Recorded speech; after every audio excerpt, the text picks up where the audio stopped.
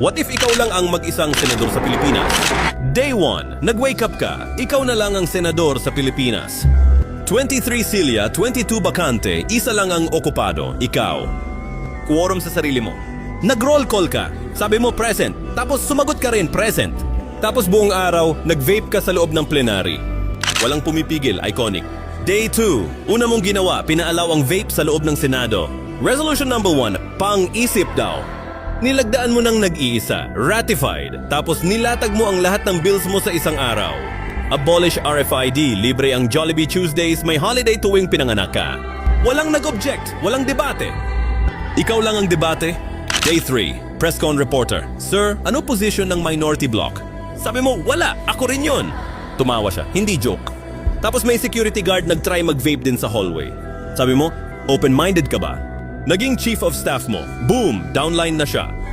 Day 4. May pila na sa labas ng Senado. Lahat gusto ma-recruit. Sir, gawin nating 5,000 yung 500 ko. Sa loob, nagsuot ka na ng tsinelas. Walang dress code. Ikaw ang dress code. Nagpass ka ng law habang nakahiga sa silya.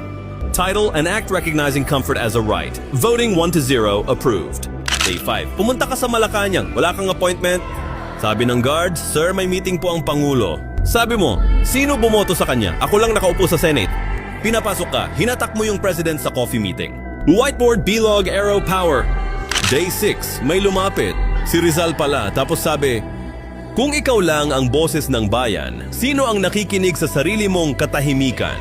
Kung ikaw lang ang boses sa Senado, sinong oposisyon ang itutumba mo? Sarili mo o sarili mo?